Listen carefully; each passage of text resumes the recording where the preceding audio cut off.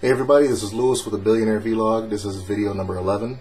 I want to talk to you all about the whole Occupy Wall Street thing. Here's the problem with that. Realistically, you're occupying a lot of employees. Basically, these guys are probably broker than you, to be honest, and you're basically telling them to give up all their money. You're occupying a group of employees that work for the rich. It doesn't make much sense. So the majority of people out there are telling Wall Street to give down all this money from on high that they just have at their fingertips, and they really don't.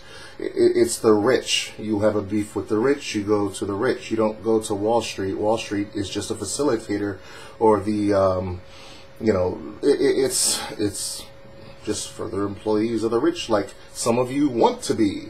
A lot of you want jobs. Who owns the jobs? The rich. A lot of you want, your bills paid. What are you, Destiny's Child? Can you pay my bills, my telephone bill, my automobile? Then maybe we can chill. This is really stupid, okay? What you need to be doing, and forgive me, I understand you got hot emotions. I get this, okay? You can't find a job. Your grandparents and parents are taking over the job field. They've got more experience than you, and therefore you're having a hard time. I get that. I completely understand that, okay? Seriously.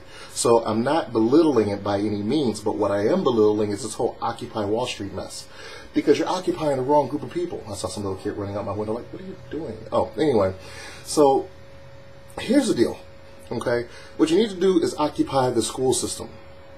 I know I sound absolutely ignorant right now. The schools don't pay us anything, but they took a lot of your money, didn't they? They put you in a lot of debt, didn't they? Here's the deal. The schools, they're the ones who are supposed to have taught you how to actually go out and make a living for yourself, right? Okay, so all of you got your professional education from some upper university. I'm not going to sit here and say that you guys aren't intelligent. I know you probably came out of college with a 4.5. Fine. Take that 4.5 education and learn to direct it at the right target. Because the thing about it is that you're dealing with a lack of education in one very important aspect of your life, and that's the financial aspect. So you got an academic education from elementary and grammar school, but you got your professional education from college, but did you actually get the financial education that you should have been getting the whole time? The answer is no. I posted up on Facebook, what if you found out that there was a type of education that you didn't receive called reading? Wouldn't that tick you off just a little bit? In this case, I'm guessing probably not. Because if you didn't know it existed, you wouldn't care. And you're not about to go back and go through that mess again, are you? Some of you got teased, picked on, you got kick me signs put on the back of your back, and stuffed in the locker. Yeah, I watched a lot of Saved by the Bell. Anyway, that's a whole nother story, but I wish I could do the Zach Morris timeout. That would rock. But anyway, forget that. Here's the thing. You need to learn financial education. It's so deep, it's not even funny, because a lot of you think, okay, well, yeah, I'm going to learn how to become one of them brokers on Wall Street. Forget this guy. It's not like that, I promise. I was in your shoes. I actually thought the exact same way you guys thought until I started reading these different books. And I had a complete paradigm shift, okay? So I actually understand a whole lot more about both sides now. And it's really kind of sad and pathetic, because it really all stems down to ignorance. And unfortunately, anybody who sides with the whole margin or Occupy Wall Street mess doesn't understand why they're doing it. They think it's so that they can get somebody to pay their debt off and hand them money and usher in socialism. Oop, did I say that out loud? It's stupid. Realistically, okay, socialism versus capitalism. It's capitalism's fault. Really? Is it a person? Can you walk up to him and punch him? No, you can't. Okay, capitalism is a concept. It's an idea. Okay, you can't punch an idea. All right. So socialism, is that so much better? Heck to the no. Okay. The thing about it is, with capitalism, you can make as much money as you can make. Okay, if you can actually attract clientele and get them to buy your product, you're allowed to make as much money as possible. In a nutshell, that's capitalism. Socialism says, you know what? Here's your money. Go until next paycheck time. And that's all you're getting, and you can't max out nothing. Don't expect a raise. You're not going to ever get it. This is what you need for all your bills. You shouldn't have this many more bills. If you have more than this, you mess it up. Okay? And that's what socialism is. So realistically, don't occupy Wall Street. You're just basically occupying the streets where other people who work have jobs and basically live in a closet somewhere because they can't afford much more live. Or work, I should say. Occupy the schools. Demand a financial education. It will change your life, or at least your thinking. Listen, I'm going to put out a couple more videos. Hopefully this one makes you think. I'm not really teaching anything in this video except that maybe there's something you should be looking at. You know, and unfortunately with these videos, I usually am preaching to the choir because the majority of people don't really care. They look at this video like, ho-hum, Lewis is putting another video on. Man, he needs a haircut. Yeah, I do. Okay, fine. You caught me red-handed or big bushy-haired. Did I say that? Listen, you guys need to listen, please. Read the first 3 books Robert Kiyosaki put out, Rich Dad, Poor Dad, The Cash Flow Quadrant, and The Guide to Investing. It'll mess you up at first, but then you'll understand what I mean. And from that point on, you will no longer be dictated to by anybody as to how you can live, because you will actually begin to see what financial education can do for you. There's opportunities everywhere.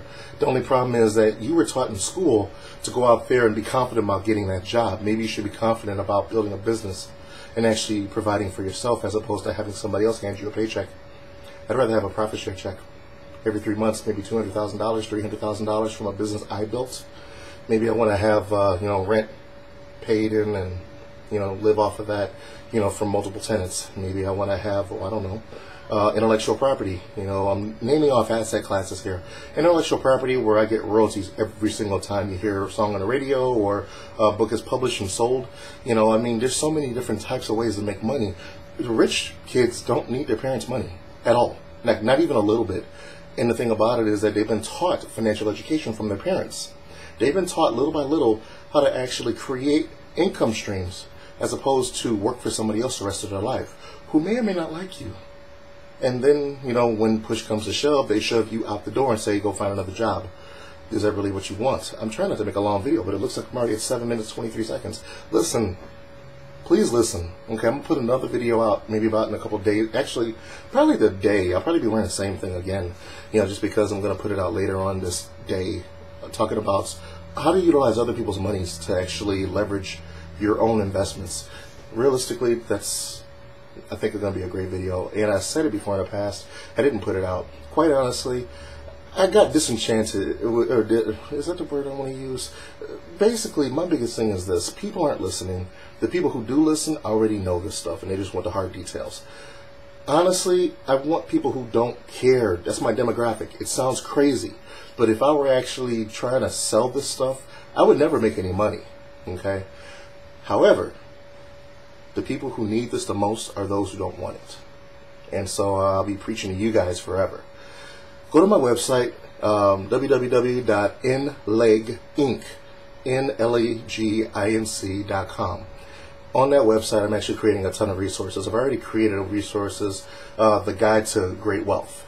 Okay, I changed the name. It used to be Why You're Always Broke, but this is a better way, I think, of looking at it.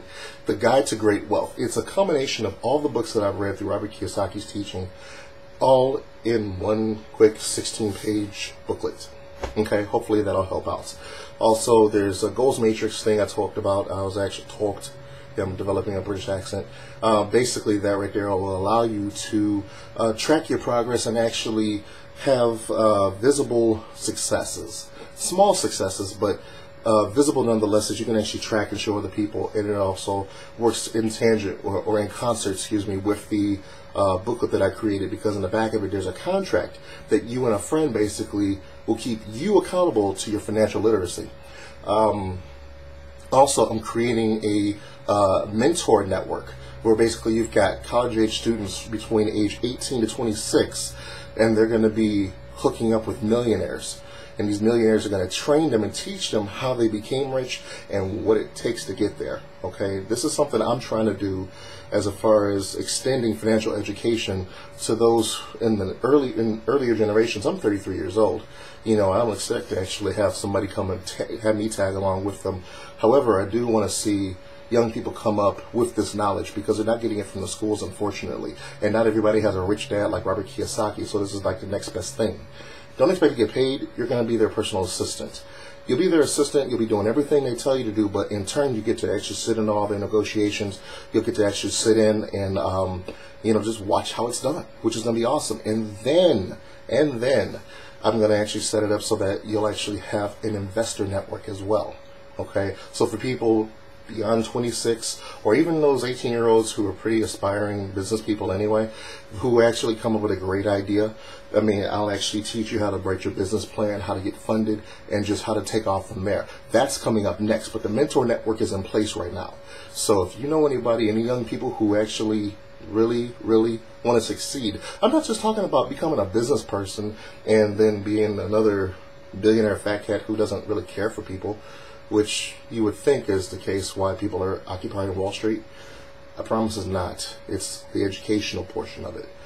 Occupy the educational schools. Go to Harvard and Yale and all these other schools. They teach a small portion of financial education to their people, but when you go to like U of M and let me stop naming names. Here's the thing. Occupy the school systems, the Board of Education, and all those other organizations that are supposed to promote your education. Tell them that you want financial education added to your kids' education, okay? That's what needs to happen. This video is way too long. Listen, you guys, I'll finish up in another video, and I'll go over OPM, other people's money, how to leverage your investments for your businesses. And that's a book written by, I want to say his name is Michael Lecter. I'll figure it out next time. Otherwise, take care. Either Garrett Sutton or Michael Lecter. Forgive me, guys. Have a good one, okay? Take care.